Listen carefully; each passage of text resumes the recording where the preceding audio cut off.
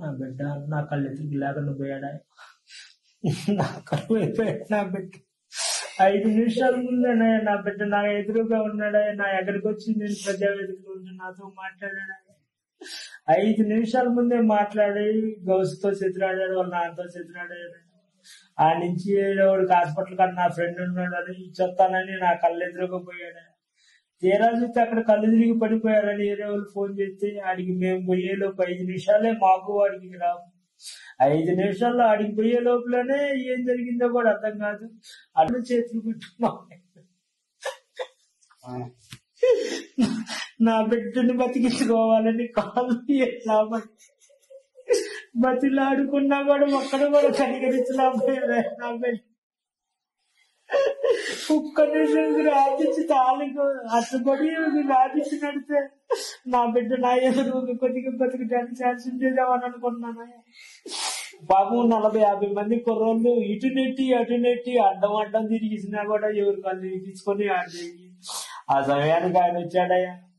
నా బిడ్డ నా కళ్ళు ఎదురుకు లేకుంటే హాస్పిటల్ పోయేసరికల్లా టైం దాటిపోయిందంటే 7:30 గంట దాకా పెట్టింది. ఆ ట్రాఫిక్ నుంచి క్లియర్ చేసుకుని మేము ఊరు బయటకు పోయాలకి ఆ టైం మొత్తం కూడా అక్కడ వెళ్ళిపోయింది. నా కళ్ళు లేకుండా నా కళ్ళు ఎదురుగా లేకుండా పోయాడు ఈ రోజు.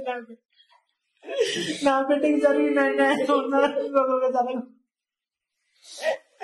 ఇలాంటి పెట్టి ఇలాంటి చేసి నా బిడ్డకి ఆ ట్రాఫిక్ సమస్య ఒకటి లేకుండా కొద్దిగా బతికేవాడని ఆశ ఉంటుందయ్యా నా బిడ్డకి.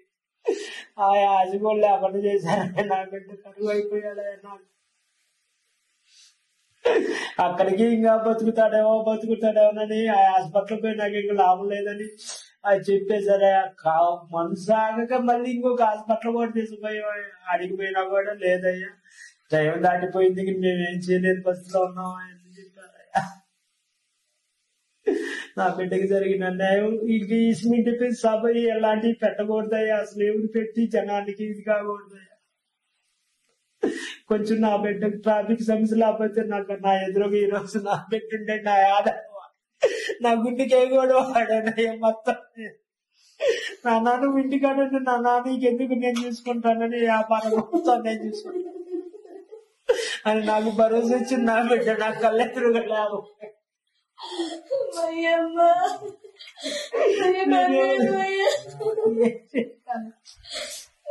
నా బిడ్డ నా ఎదురుగా లేకుండా పోతే మా వాడికి చేయాలి, వీడికి చేయాలి నాన్న. నన్ను నమ్ముకొని చాలా మంది కుర్రోళ్ళు ఉన్నారు. వాళ్ళకి ఏదో ఒకటి నేను న్యాయం చేస్తానన్నా, నేను చేసి పెడతానన్నా అని అన్ని భరోసాలు ఇచ్చి లాస్ట్ కి వాడే లేకుండా పోయి వాళ్ళ ఆశలు కూడా నెరవేర్చలేకుండా పోయాడు.